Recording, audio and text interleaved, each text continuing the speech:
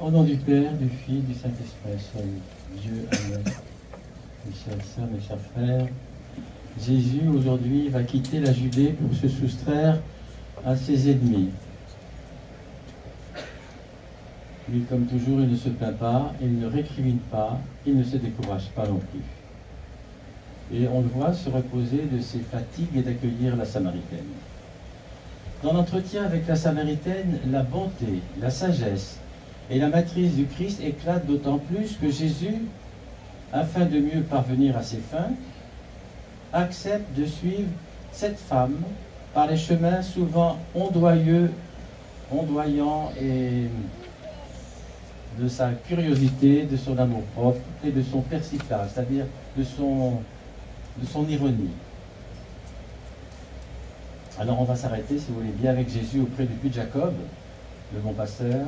Il est fatigué, il est à la recherche de sa brebis égarée, et il vient la sauver. Alors nous connaissons un peu cette femme qui s'approche. D'où vient-elle? Que vient-elle faire? C'est surtout une Samaritaine. Donc, vous savez que les Juifs n'avaient pas commerce avec les Samaritains, et de surcroît, c'est une femme d'esprit très libre. Et Jésus va la subjuguer. D'un mot, il va la convertir. Parce qu'il va commencer à lui demander « Donnez-moi à boire », dit Jésus. Il demande peu pour beaucoup. Cette quête ne se fera pas sans peine. La Samaritaine est en effet extrêmement habile à éluder les questions gênantes et à échapper avec ce qui, avec un art divin, finira cependant par la forcer dans ses retranchements. La délicatesse, les nuances exquises de cet évangile ne souffrent pas de commentaires. Elles méritent du moins qu'on les indique, puisque ainsi seront mis en valeur certains traits de la figure et de l'âme du Christ. L'évangéliste Jean se souvenait que ce jour-là, en fin d'étape, le Christ avait ressenti une lourde fatigue et que les apôtres, moins épuisés, l'avaient laissé auprès de la margelle du puits de Jacob, tandis qu'ils allaient aux provisions à la ville voisine. Et fatigué par la route, Jésus s'était assis auprès du puits. C'était environ la 6e heure. C'est à l'heure que vient pour puiser de l'eau une femme de Samarie. Rompant avec la coutume que veut non seulement que les Juifs n'aient pas de relation avec les Samaritains, et qu'encore qu'un Juif ne parle à une femme, et qui plus est une femme de Samarie, Jésus engage la conversation. L'entrée en matière « donne-moi à boire » n'est pas seulement très naturelle en ce lieu et à cette heure, elle vient couronner une série de scènes semblables rapportées dans l'Ancien Testament. Et on peut voir ça dans Genèse, effectivement, chapitre 24, verset 17, et dans Genèse 29. Mais surtout, elle donne occasion au Christ d'éveiller chez cette femme une soif de Dieu qui était alors, jusqu'alors, très loin d'éprouver. La Samaritaine n'est pas de celles qui, devant un appel adressé et un service demandé, oublient qu'elles sont femmes. Au lieu d'accéder simplement, charitablement, à la demande d'un pèlerin épuisé de fatigue et que la soif tourmente, elle profite de la situation pour marquer un étonnement un peu désinvolte. Comment, toi qui es juif, tu me demandes à boire, à moi, une Samaritaine? Elle ne se fait pas faute de lui signaler cette dérogation à la hauteur habituelle du juif. Elle lui fait une petite leçon finalement. Mais Jésus est loin de ce vain mouvement d'amour-propre. Il ne s'y arrête pas, car il n'a qu'un désir, faire naître chez elle une vraie soif des choses divines. Et comment y parvenir, sinon en éveillant sa curiosité, son intérêt pour celui-là même qui parle. Si tu savais le don de Dieu et qui est celui qui te dit « Donne-moi à boire », Au fond, la Samaritaine semble dire: pour qui se prend-il donc cet étranger?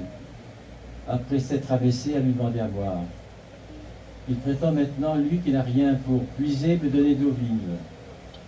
Et elle lui dit: serais-tu plus grand que notre père Jacob? Et Jésus ne se laisse pas détourner de sa quête. Doucement, fortement, amoureusement, j'allais dire.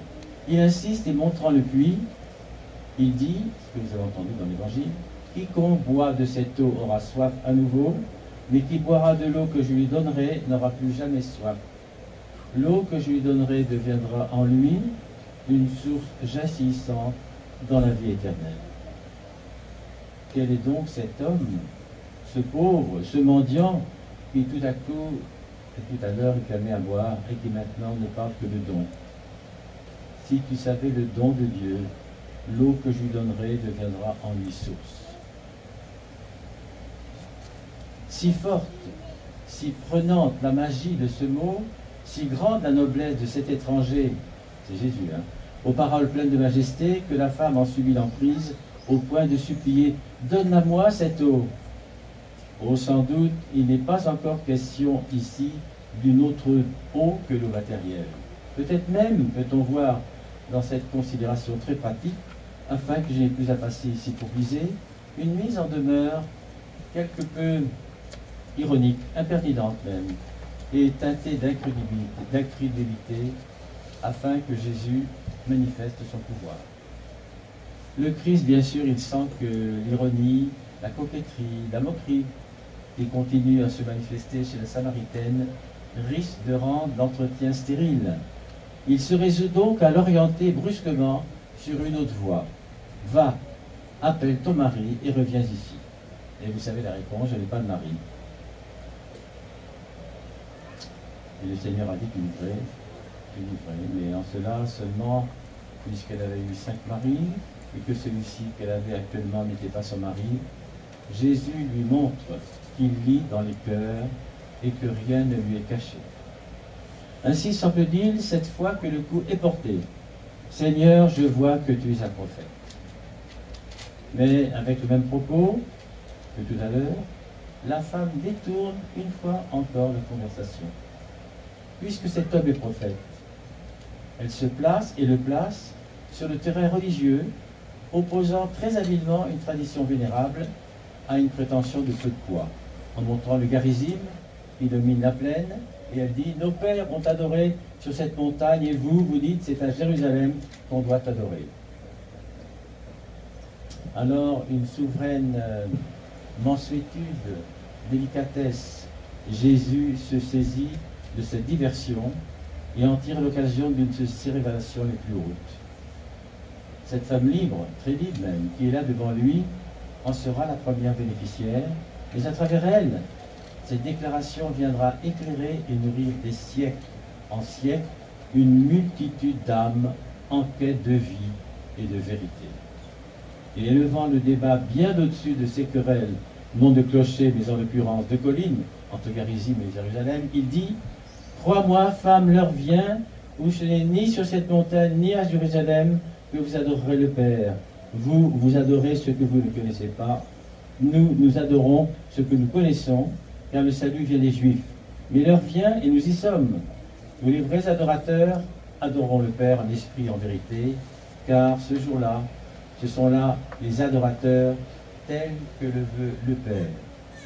Dieu est esprit, et ceux qui adorent, c'est en esprit et en vérité qu'ils doivent adorer.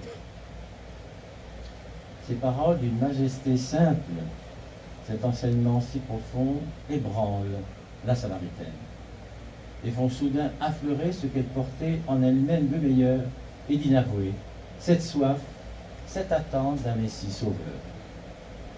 Je sais que le Messie, celui qu'on nomme le Christ, doit venir. Quand il viendra, il nous annoncera tous. L'émotion vraie et le début d'humilité que ces mots recèlent permettent à Jean, à Jésus, de lui révéler ce qu'il désirait lui apprendre et qu'à ses disciples même, il avait demandé de tenir secret. Je le suis, moi, qui te parle. La question qui avait ouvert l'entretien: si tu savais le don de Dieu, Et qui est celui qui te dit « Donne-moi à boire » a reçu sa réponse. S'obligeant à suivre les méandres d'une psychologie et d'un comportement purement naturel, Jésus est arrivé à ses fins.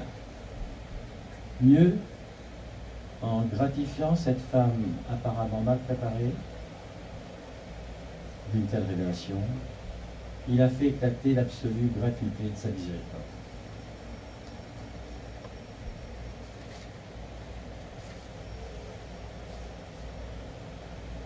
Et Jésus déclare à ses disciples quelle est l'unique préoccupation de sa vie. Les disciples présentent à leur maître le repas frugal qu'ils lui ont préparé. Et que fait Jésus? Il profite de l'occasion pour leur donner une leçon de vie. J'ai une autre nourriture, leur dit-il, c'est-à-dire je vis préoccupé d'autre chose. Travaillez à la gloire de mon Père céleste. Voilà ce qui me fait vivre. J'ai faim et soif du salut des âmes. Et il leur fait part des espérances qu'il a conçues et il les invite à lui venir en aide. Et à ce moment-là, les Samaritains courent. Ils sont convoqués par la Samaritaine qui commence une mission, puisqu'elle est convertie.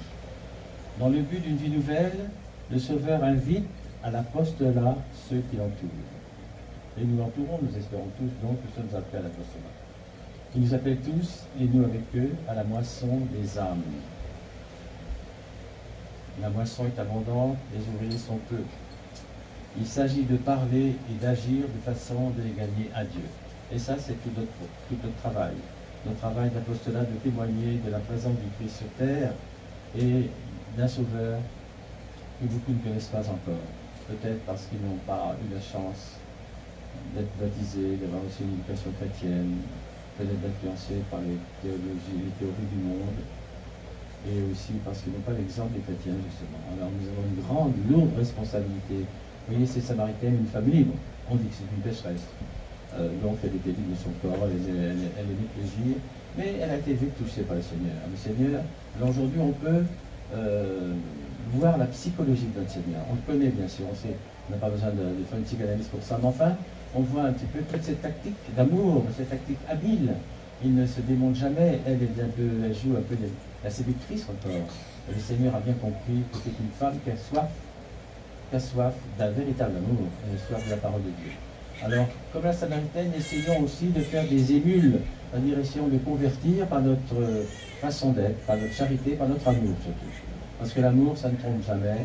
L'amour se passe des questions, de la théologie, des principes. L'amour, c'est ce que tout le monde peut sentir, les intelligents comme les moins intelligents, les jeunes comme les vieux, les pauvres comme les riches.